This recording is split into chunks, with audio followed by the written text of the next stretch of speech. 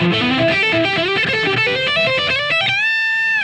this is Tim Pierce. A couple of weeks ago, I got a lot of comments when I released my video about the cockpit and my workstation. I talked about how my hourly wage started to work against me because I got so fast at doing sessions.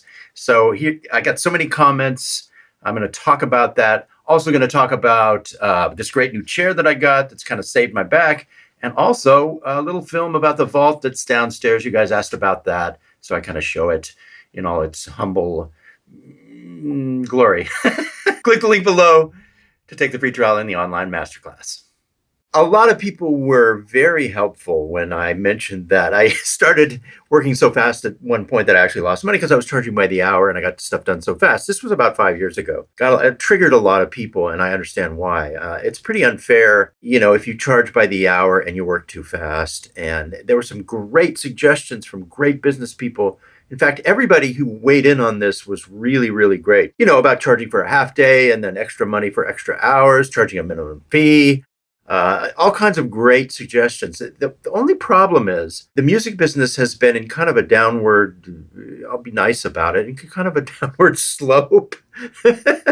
We won't say spiral, as far as the working man side of it for the last 2 decades. And so it was about 3 times as good as far as rates 20 years ago. And everybody understands that recorded music doesn't sell like it used to. So everybody's taken a hit and accepted it. Everybody's positive about it. But musicians just don't charge that much anymore. And you have to be a good guy and fit in. So what will happen is the person you're working for, the artist, the producer, the composer, whoever it is, they don't have much money. And they're begging you to help them with their music, which is great. And they're paying you as much as they can, but it's just not that much anymore. So you have to be a good guy or good woman or good lady or good musician and fit into this much smaller price structure.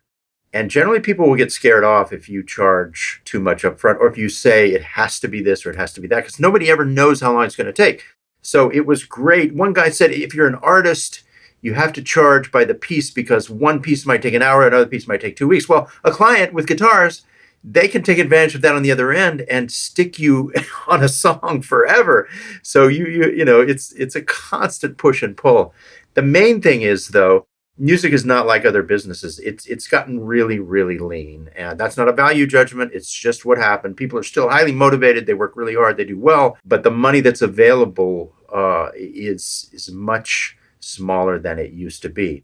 Now, in my case, I used to work by the hour. I had tons of session clients. And what would happen is the hourly wage was great, but then a session would come along with the one I talked about where it was a movie licensing thing. And I should have charged just a hefty fee for the song, but I was in the mindset of just earning good money by the hour, and I had tons of clients. So I was, my head was down. I was working sessions every day. And this one came along where I went, wait a second, I just did that lightning fast and I undercharged for it. So you guys are all correct. The advice was amazing.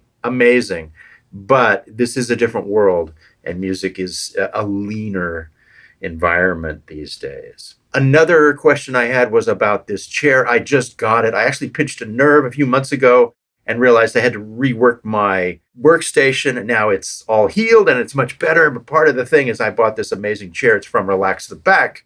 It's called a Lifeform. And it's kind of expensive. I used to laugh at these chairs, but man, I should have done this 20 years ago. It's amazing. And these things, you can leave the actual armrest on while you play. It's so crazy. It's so amazing the way it's designed. Really, really good. Another great question. Where are all the cables? What you don't see is this mass of spaghetti. Now you can get a hint of it right over here. There's a little hint of what's actually going on around. I hide the cables visually. They're hidden behind this massive gear here, hidden behind the couch over there. When I panned the camera past, you could sort of see some of the cables kind of revealing themselves between the couch and the cockpit here. But back behind this rack and behind all this gear, it's a mass of spaghetti and stuff. And there are cables hidden underneath. They're all hidden behind stuff. And that's something I very much recommend. Rather than spend all your time trying to hide, cable tie cables and make them neat, hide them. Because anytime you take a group of cables and you make them really neat and you cluster them together and you cable tie them, then you want to change something and you have to go in and break all that apart and fix it. So I say hide them. The space can look clean, and the mess can be hidden. Many people asked about the environment downstairs, the vault downstairs. So you see that lower ceiling? That was the original vault. I had the ceiling raised so that I could stand up in it and get it to sound a little better, a little more open. It's got a small door, really nicely soundproof door. And it's kind of a mess in here, but it sounds good. So this is the heart of it. It's 3 412s. I have 2 of them mic'd right now. This Marshall was 65 watt selections from the early 80s. I had this shipped from Virginia. Never done that before. It's kind of expensive, but worth it. Vintage, early 80s cabinet. And then these are VHT cabinets. Stevie Fryette at VHT made these for me in the 90s. They're great, and you can just pop the front covers off. That's what's really cool about them. A rare 122V and a 57 on that one. So I'll either use these kind of vintage 30-25 combinations or the 65 watt combinations from the early 80s. Both cabinets sound good. They sound very different. And then that's just a 112 that's not in service right now. The packing blanket goes over this cabinet to kill reflections from the ceiling. And then just, all this stuff is potential space for other things as time goes on. Yeah, works great. The other question I get is, what is the sound I'm hearing? It's a stereo. It's basically, like a stereo in your house. It's right here. And so the guitar sound is blended with the track in these stereo speakers. It's just like a studio. It's just like walking into a studio in front of the console and having the monitors right there. Nothing different. People tend to overthink it. And it's really, really simple. It's just a stereo. Now, the client has a stereo too that's facing that way. So there's a little bit of backwash from these speakers. But to me, it's worth it to be able to face the client, because this is another really, really major thing of why I designed it this way. I spent my whole life in studios staring at people's backs because I'm overdubbing. The console's here, the artist is here, the producer, the engineer, and I'm watching them from kind of the side because we're all facing the console and the speakers. And I wanted to do away with that and just be facing everybody. And it's a joy. The first time I tried it was like almost 20 years ago when I first set this up in a different house. It worked immediately just the way I wanted it to. Eye contact. You can tell if people are happy or sad. They're responding immediately. You can see every response. It's so wonderful for communicating and getting the right job done and getting it done quickly and having a flow. And I really pride myself on getting stuff done quickly.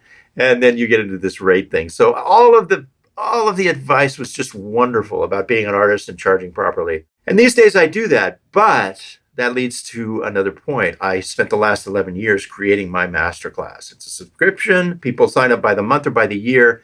1,500 videos, 120 hours of content. It grows all the time. That money comes in while I sleep. So it's a product. It's like having a bottle of ketchup on, really popular product on a shelf, and people buy it, and the money comes from the work, but the work is separate from the money. I'm not in the hot seat, hustling up guitar parts for the dollars. It comes from the product that sells while I'm asleep, or I could be on vacation. That being said, I do still work on it 7 days a week, and I try and make it as good as possible. But it scales. So if I learn how to sell better, I can double the money that comes in. And there's no way you can do that when you're working for a client. So it's a customer product rather than a client service. So I've been doing that now for 11 years. I did a double shift for a whole decade where I was doing sessions and building the Masterclass and the YouTube channel. And now I've backed off from sessions. And the real answer is I only do the sessions that are comfortable and that pay well and the clients are right. I turn down a lot of session work. I hand a lot of session work to my guitar player friends these days because I would rather only do the sessions that are really, really right for me. And then the rest of the time, I work on the Masterclass and YouTube, and I'm in heaven. So anyway, thanks for all the questions and comments. More to come. Hopefully more from you and definitely more from me. Thanks for watching. If you haven't subscribed yet, please hit the subscribe button and ring the bell. If you are a subscriber, please ring the bell.